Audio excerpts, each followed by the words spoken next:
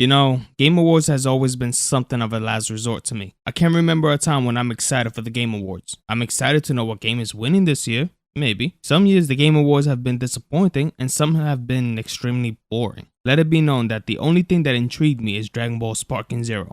This is the Game Awards, people. This is a premiere. I'm positive you can tell by my voice how excited I am. Netflix.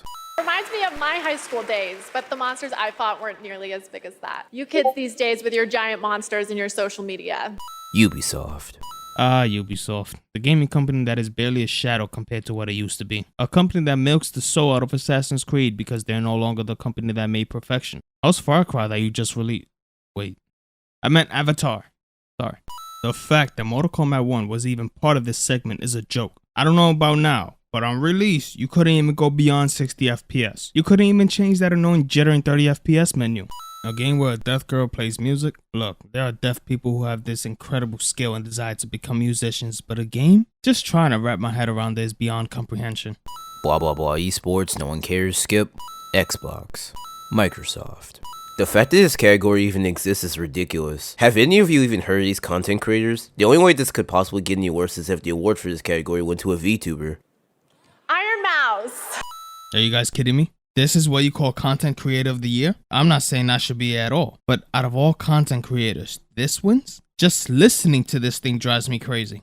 I'm having a hard time understanding how this content creator, out of everyone else, won the Content Creator of the Year award. Do any of y'all even know who the hell this is? Because I sure don't. Now, I get that it's important to celebrate lesser known streamers, but come on guys, you can do better than this. Seriously, how much money did she pay these staff?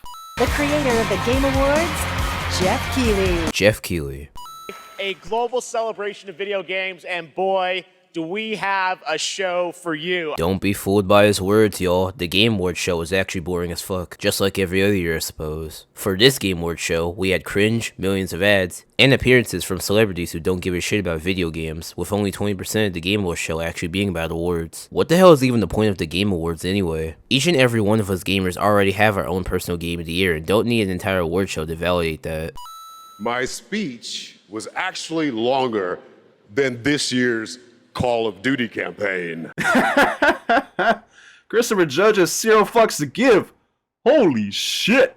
Hey, he is speaking nothing but absolute truth. Modern Warfare 3 was so heavily rushed and was the worst COD ever made. I dare say it's worse than Advanced Warfare. Activision, you and your pawns got so heated over this joke, it's shameful. Do better. And I dare you, I double dare you to try to break my record, 7 minutes 59 seconds. Chris, we all love your work as Kratos, but that speech had me falling asleep. Why you even incentivize others to talk more than you is beyond me. Please welcome Academy Award-winning actor and New York Times best-selling author, Matthew McConaughey. Why? Why do you guys do this? You bring these celebrities that obviously play no games. They don't care about games, they just care about the money. Just like last year, you guys brought up Al Pacino. Makes no sense. Thank you, I deadass couldn't have said it better myself. They seriously spent more time on celebrity appearances than actual awards. You know, the reason we're all here in the first place outside of new games getting announced. PlayStation. This isn't a sin. If anything, this is more of a win if you're a God of War fan. For the first time ever, God of War fans are getting a DLC, and on top of that, it's free. This must be like opening an early Christmas present. Ladies and gentlemen, get ready for the game that looks like it was made by a selected group of college students. Big Walk. Seriously, bro, who designed these character models? Who am I kidding, though? I'll most likely end up trying this game anyway. Still, the character designs are absolutely garbage. Lego Fortnite. No, seriously, someone at Epic Games really thought putting Legos in Fortnite was a good idea. At this point, Fortnite is just trolling all of us. Who the fuck asked for this shit? This was always the plan, my ass. Xbox Game Pass. And the award goes to Alan Wake 2. Best narrative over Spider-Man 2? Listen, I made a video about Spider-Man 2 and there were things I disliked about the game, but Alan Wake 2 has got to be the worst game of this year. If not, definitely one of the worst. Mooney, amazing gamer! I don't even know why I watched this crap. To make a video for you beautiful people? Other than that, this ceremony has so many odd people that makes me rethink why I even play games in the first place. Discord. I am a baron. You are a border. I write decrees. You mix mortar. Scripted commentary. How much were these people paid to give their horrid acting performances? I swear, I've seen better acting on Rule 34. So Gonzo, what have you been playing? Seriously, what have you been playing? 2023 entertainment, everybody.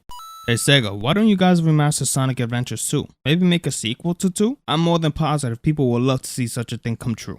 This is literally the best part of the whole event. No sense here. Moving on.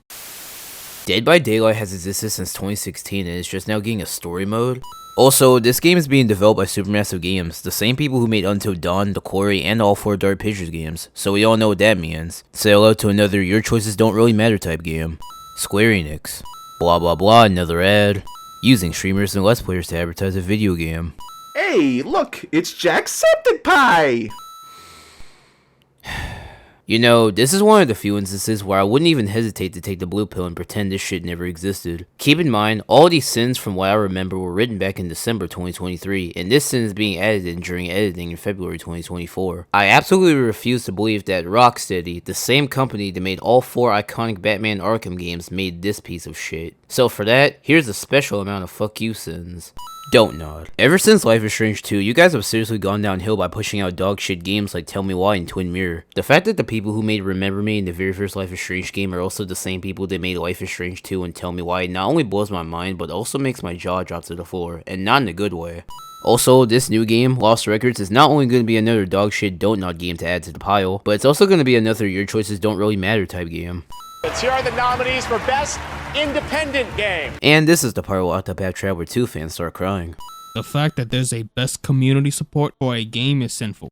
And the Game Award this year goes to Final Fantasy VII Rebirth. Hey, about a month ago, I finished Final Fantasy VII Remake, and let me tell you, it was amazing. I enjoyed everything about it. Rebirth is definitely my most anticipated game for this year as well. In the beginning of this video, I said Dragon Ball Sparking Zero was the only good thing shown in this event. I completely forgot about Rebirth. I know I happen to be on Fortnite's ass a lot, but it honestly annoys me that mindless sheep are giving out all of their money to a game that doesn't even respect its source material. They are trying so hard to be like every other game out there, instead of working with its own identity or having one on its own. Epic Games gotta start doing something else, or make a new game before it turns into another Rockstar situation. All right, awesome. Thanks, nigga. All right. Hold up, what did you just say? Thanks, nigga. All right. Thanks, nigga. All right. Thanks, nigga. All right. Thanks, nigga. All right. The Game Award goes to Cyberpunk 2077. Just because Cyberpunk 2077 has received millions of patches ever since its initial release 4 years ago back in 2020 and just recently got an expansion DLC does not mean it's an ongoing game. Look, for what it's worth, I actually do love Cyberpunk from what I played so far. It's a great game. However, a buggy, broken, glitchy, downright immersion breaking game received millions of patches for it to function properly is not the equivalent of an ongoing game and has no business being, let alone win the award for its category.